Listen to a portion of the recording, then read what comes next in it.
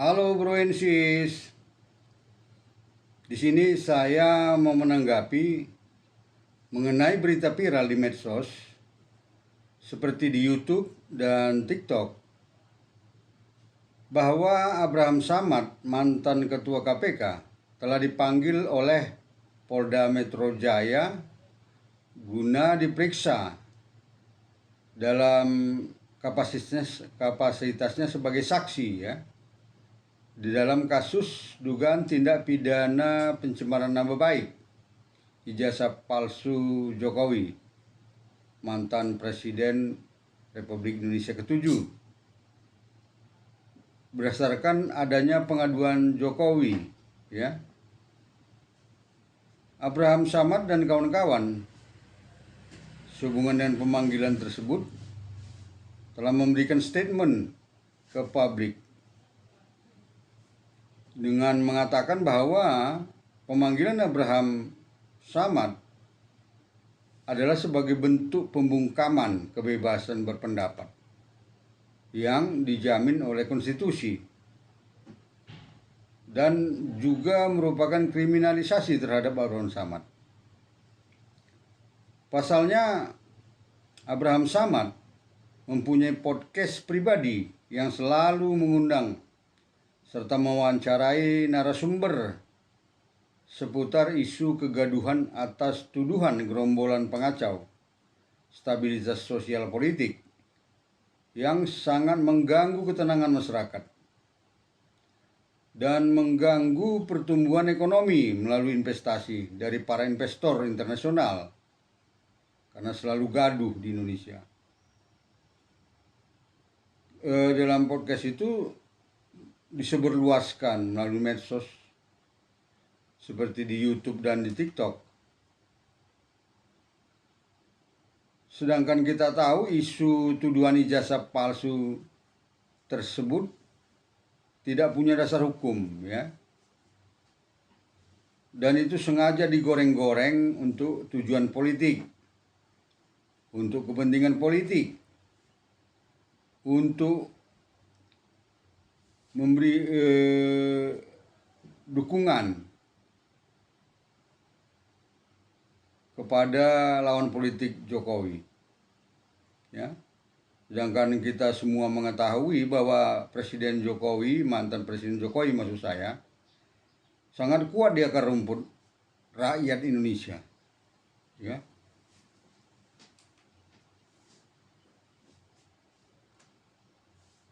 Dan kekuatan Jokowi ini juga memberi kekuatan kepada dukungan politik Presiden Prabowo serta Wapres Gibran Rakabuming Raka yang saat ini berkuasa sebagai presiden dan wakil presiden.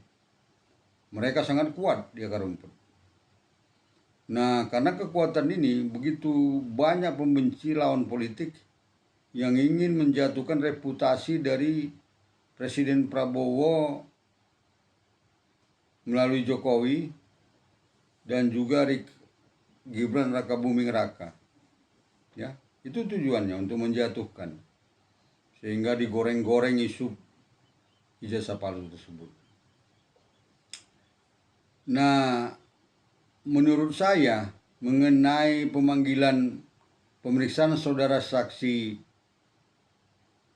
maksud kami sebagai saksi Bapak Abraham Samad oleh Polda Metro Jaya adalah sangat tepat, ya, sangat tepat secara hukum. Bahkan menurut saya Abraham Samad harus dinaikkan statusnya sebagai tersangka, mengikuti tersangka lainnya yang konon sudah berstatus tersangka dalam kasus pencemaran nama baik Joko Widodo atas tuduhan ijazah palsu yang dialamatkan kepadanya. Ini dilakukan Jokowi sebagai serangan politik untuk membalas, ya, dari lawan-lawan politiknya yang begitu sadis dan menghina. Hei kalian para pembenci dan musuh politik Jokowi dan atau Prabowo Gibran. Kalian jangan membodoh-bodohkan diri kalian ya. Apa kalian tidak tahu bahwa NKRI adalah negara hukum, bukan negara politik ya? Masa tidak tahu? Kalian tidak tahu bahwa Polri dan jajarannya adalah penegak hukum. Polri itu bukan penegak politik ya, seperti kejaksaan. Sama seperti kejaksaan maksud saya. Kejaksaan Agung dan jajarannya. Begitu juga Mahkamah Agung dan jajarannya adalah sebagai penegak hukum. Dan mereka itu semua bukan penegak politik, ya. Buat Abraham Samad, ya, saya sampaikan, dengarkan narasi saya ini. Kalaupun ketika Pak Abraham Samad masih aktif sebagai Ketua KPK dulu, Anda pernah merasa telah menjadi korban politik dalam kasus pidana pemalsuan dokumen di Polda Sulsel. Itu sebenarnya tidak benar ya. Karena Anda telah membantu tersangka pemalsuan Feryani Lim untuk membuat KTP dan KK palsu atas nama yang bersangkutan untuk keperluan memudahkan Feryani Lim dalam mengurus paspornya, ya kan? Jangan dibelok-belokkan ya. Nah, sekarang harusnya Abraham Samad yang merupakan doktor S3 yang begitu memahami hukum positif haruslah sebenarnya tetap idealis secara full ya. Jangan jadi meninggalkan ilmu hukum dan atau memainkan argumentasi hukum yang sifatnya bukan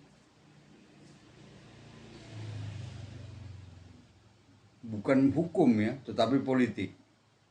Padahal Anda tahu tepat ya, semuanya itu adalah untuk tujuan politik Anda lakukan. Sehingga Anda melacurkan hukum untuk kepentingan politik. Nah, sekarang saya mau kembali pada pokok masalah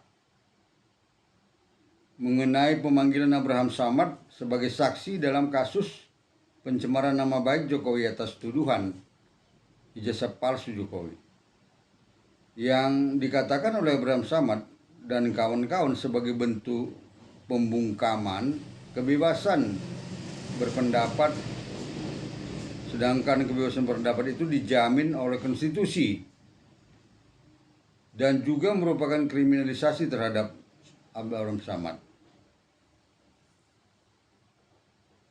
Menurut saya pendapat dan dalil Abraham Samad dan kawan-kawan itu adalah tidak tepat ya, atau tidak berdasar sama sekali ya, tidak berdasar sama sekali. Itu hanya pelacuran kejujuran ya. Sekarang mari kita tinjau dan mari kita kaji ketentuan hukumnya ya.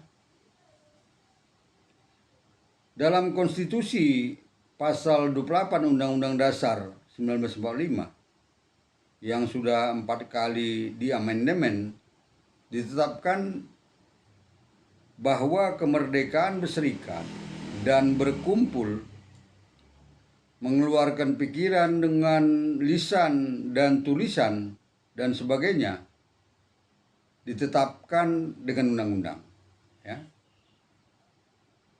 Ketentuan konstitusi pada pasal 28 ini adalah sudah sangat jelas ya, sangat tegas, sangat terang benderang.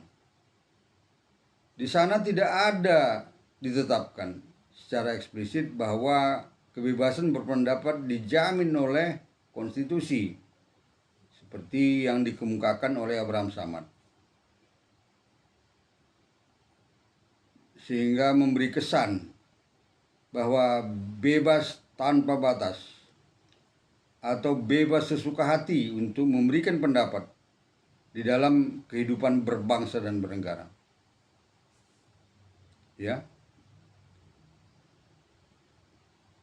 Padahal sebenarnya berdasarkan pasal 28 Konstitusi Undang-Undang Dasar 1945 tadi, dijanjikan akan ditetapkan peraturan pelaksanaannya dalam bentuk undang-undang, guna mengatur sedemikian rupa hal ikhwal kemerdekaan untuk berserikat dan berkumpul dan atau mengeluarkan pikiran dan sebagainya, baik secara lisan maupun tulisan, dalam semua aspek dan dimensinya ya tentunya.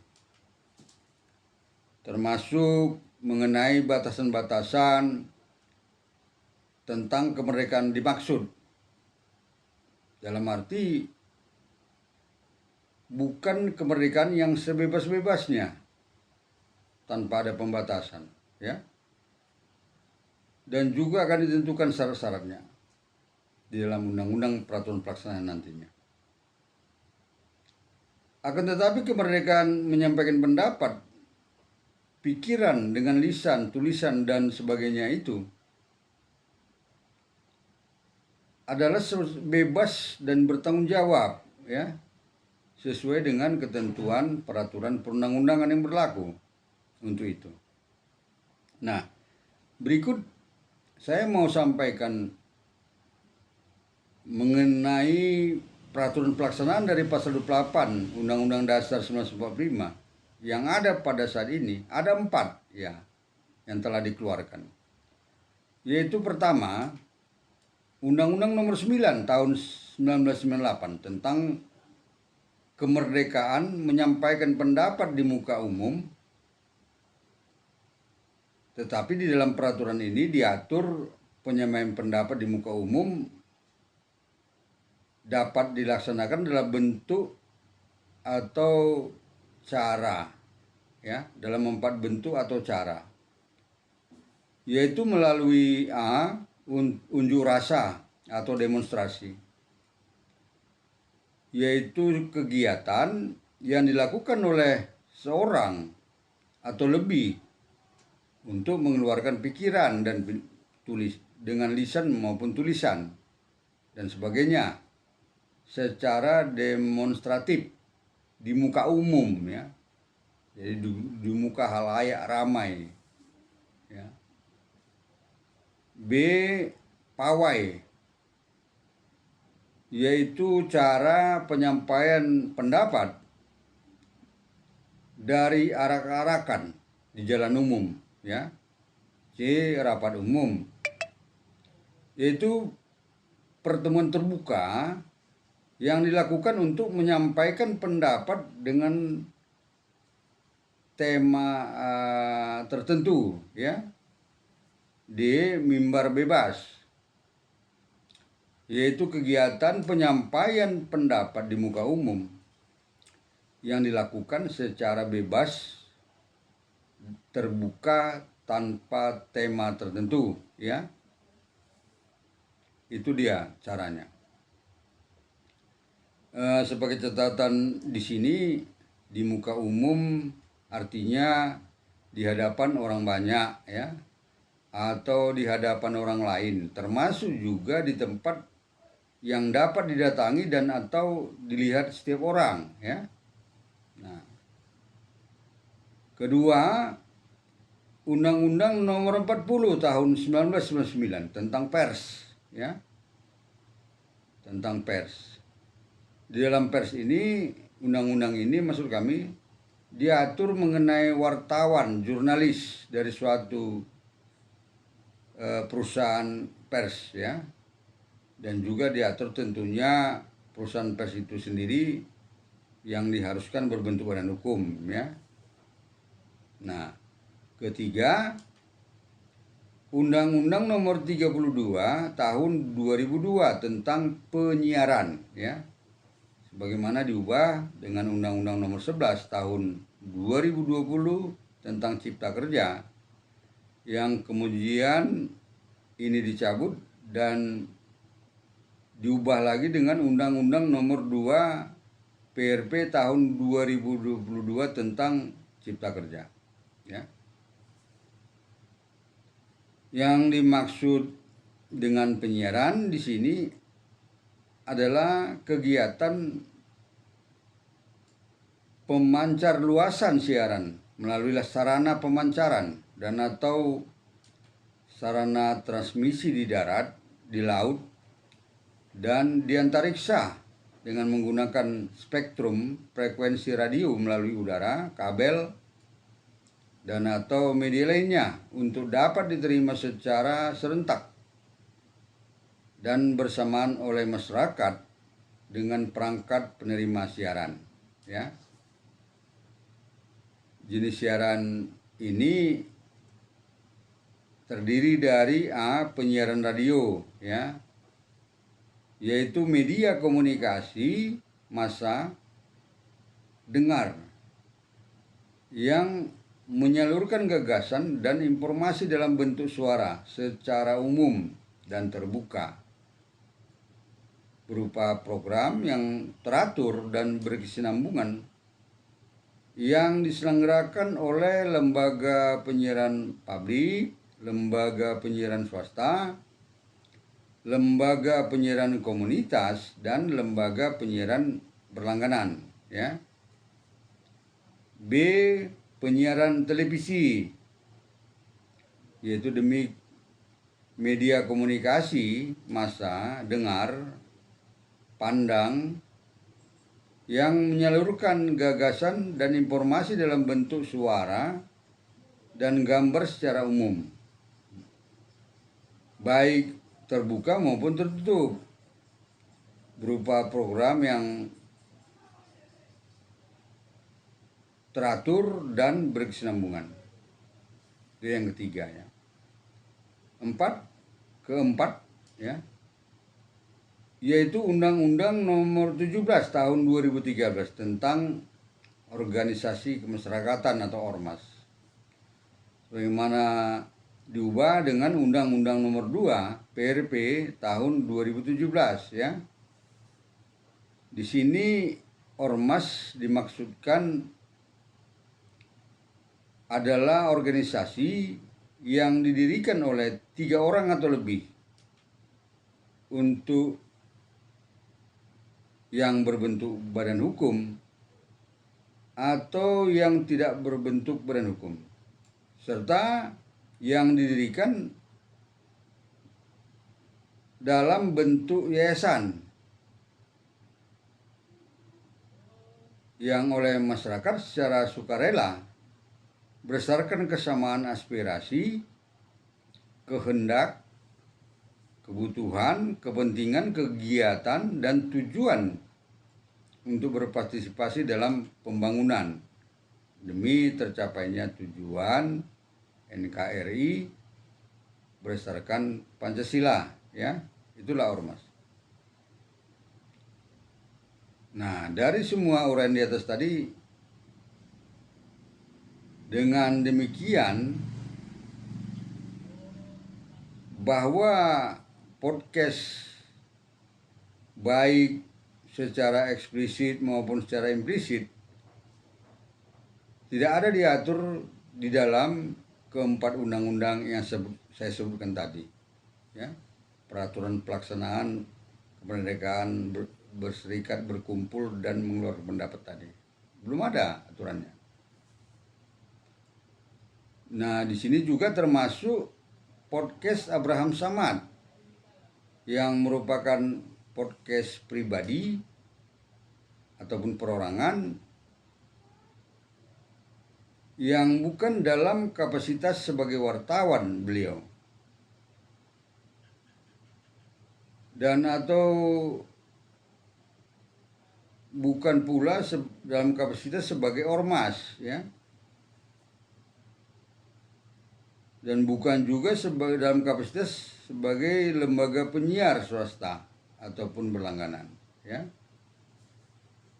Nah, dan oleh karena itu undang-undang ataupun peraturan perundang-undangan seperti peraturan pemerintah maupun Permen Komdiji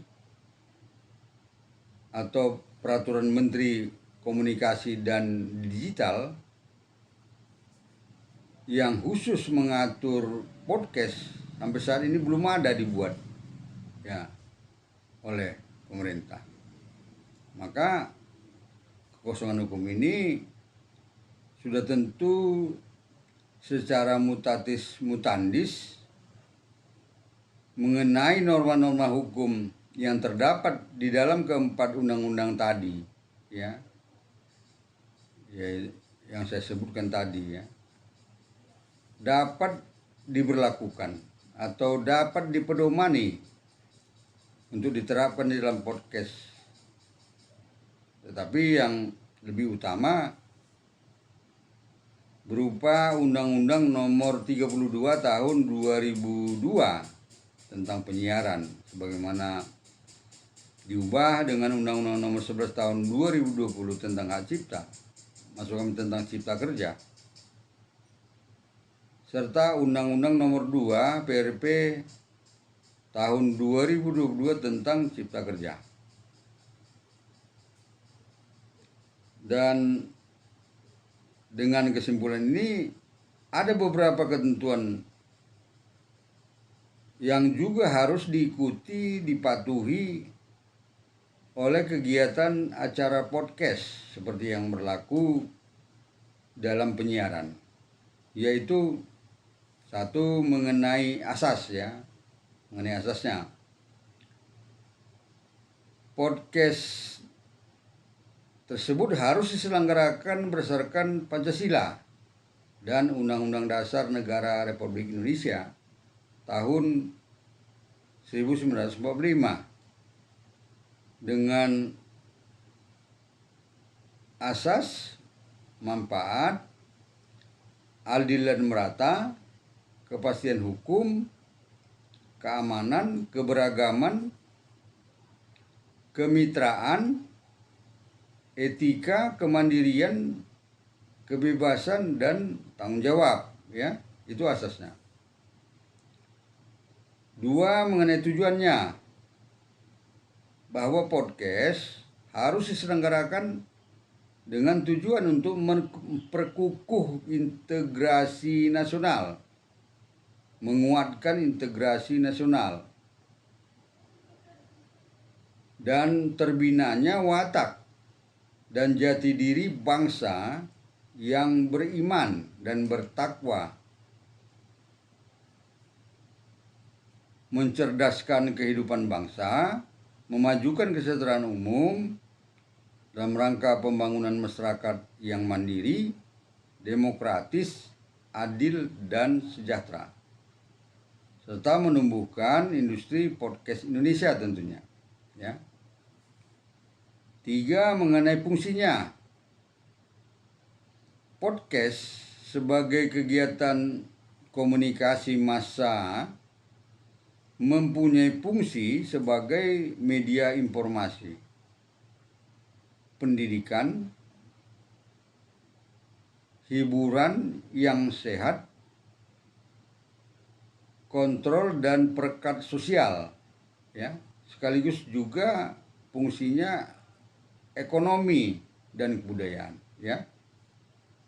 Nah, sekarang 4, mengenai arahnya. Podcast harus diarahkan untuk A. menjunjung tinggi pelaksanaan Pancasila dan Undang-Undang Dasar Negara Republik Indonesia tahun 1945. B. menjaga dan meningkatkan moralitas dan nilai-nilai agama seperti jati diri bangsa ya, serta jati diri bangsa maksudnya. C. meningkatkan kualitas sumber daya manusia.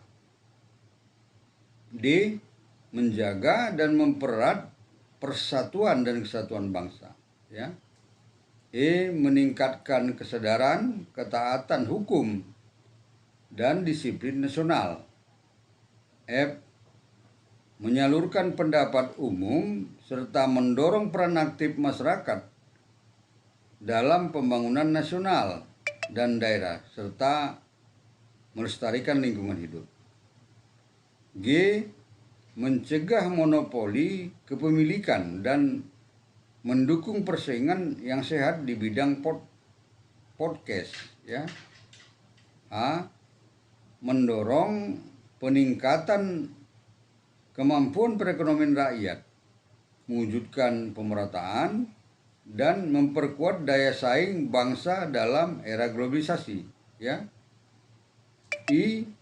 Memberikan informasi yang benar, seimbang dan bertanggung jawab, ya. J. Memajukan kebudayaan nasional, ya. Sekarang 5, mengenai pelaksanaan podcast, ya. A. Mengenai isi podcast. Isi podcast harus sesuai dengan asas tujuan, fungsi dan arah podcast, ya. Wajib mengandung informasi pendidikan, hiburan, dan manfaat untuk pembentukan intelektualitas, watak, moral, kemajuan, kekuatan bangsa, menjaga persatuan dan kesatuan, serta mengamalkan nilai-nilai agama dan budaya Indonesia, ya. Kemudian wajib memberikan perlindungan dan memberdayakan kepada halayak khusus, yaitu anak-anak dan remaja, yang untuk hal-hal yang dipodcastkan misalnya, ya. Wajib dijaga netralitasnya dan tidak boleh mengutamakan kepentingan golongan tertentu. Nah, kemudian dilarang bersifat fitnah, ya, menghasut, menyesatkan, dan atau bohong. Dilarang menonjolkan unsur kekerasan, cabul, perjudian, penyalahgunaan narkotika, dan obat terlarang, atau mempertentangkan suku, agama, ras, dan antar golongan, ya. Dilarang untuk memperolokkan, merendahkan, melecehkan, dan atau mengabaikan nilai-nilai agama, martabat manusia Indonesia, ataupun merusak hubungan internasional, ya. B. Mengenai bahasa podcast, ya. Bahasa pengantar utama dalam penyelenggaraan podcast harus berupa bahasa Indonesia yang baik dan benar, ya. Bahasa daerah memang dapat digunakan sebagai bahasa pengantar dalam penyelenggaraan podcast, yaitu muatan lokal, ya, dan apabila diperlukan saja untuk mendukung podcast tertentu, ya. Kemudian juga bahasa asing ditetapkan hanya dapat digunakan sebagai bahasa pengantar sesuai dengan keperluan suatu podcast, serta harus diberi teks bahasa Indonesia. Kemudian bahasa isyarat juga dapat digunakan dalam podcast tertentu untuk halayak tunarungu, ya. Nah, sekarang faktanya bahwa dalam podcast Abraham Samad yang berkaitan dengan tuduhan ijazah palsu Jokowi pada umumnya, ya, podcastnya tidak mengikuti atau menaati ketentuan asas, tujuan, fungsi, arah, dan isi podcast seperti saya udah uraikan panjang lebar tadi, itu semua hampir tidak dilakukan ya. Dan itu podcastnya itu sangat berbahaya ya, sangat berbahaya untuk kesatuan dan persatuan Indonesia. Karena dia panggil narasumber ya untuk dipancing supaya keluar semua. Itu gayanya. Selanjutnya, untuk ketentuan pidana bagi podcast yang menggunakan media digital elektronik di medsos seperti TikTok dan YouTube. Nah, sudah tentu atau harus berlaku Undang-Undang Nomor 11 Tahun 2008 tentang Informasi dan Transaksi Elektronik atau ITE, sebagaimana diubah dengan Undang-Undang Nomor 19 Tahun 2016 sebagai perubahan pertama, serta Undang-Undang Nomor 1 Tahun 2024 sebagai perubahan kedua, ya. Nah, sekarang kembali kepada podcast Abraham Samad yang statusnya adalah bersifat pribadi atau milik pribadi. Dan podcast Abraham Samad ini selalu mengundang serta mewawancarai narasumber dari kalangan penuduh dan atau pembenci Jokowi. Penuduh ijazah Jokowi palsu yang telah digunakan dalam pencapresannya ketika itu. Nah, Abraham Samad ini metodenya mengajukan pertanyaan-pertanyaan sedemikian rupa. Tetapi nanti jawabannya akan keluar narasi-narasi yang semakin meyakinkan dan membangun opini publik rakyat Indonesia. Rakyat Indonesia yang menonton dan mendengar podcast Abraham Samad. Nah, pada akhirnya menimbulkan kebencian kepada Jokowi.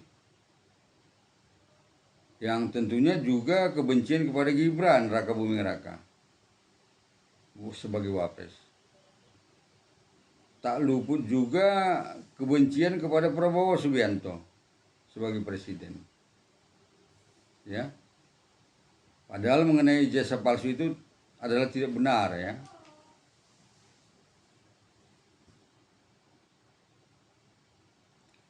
Sekali lagi bahwa ijazah palsu Jokowi yang dituduhkan adalah tidak mempunyai dasar hukum ya, atau tidak ada pasalnya dalam KUH pidana. Ya. Atau tegasnya bahwa para penuduh tidak memiliki legal standing untuk mengadukan dugaan ijazah palsu Jokowi tersebut ke polisi ya,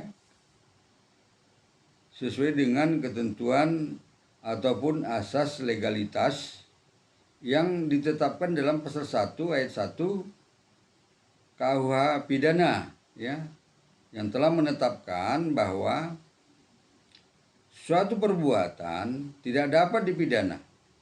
Suatu perbuatan tidak dapat dipidana kecuali berdasarkan kekuatan ketentuan perundang-undangan pidana yang telah ada. Artinya kalau tidak ada ketentuan pasalnya, maka pidana yang terjadi tidak dapat dihukum ya.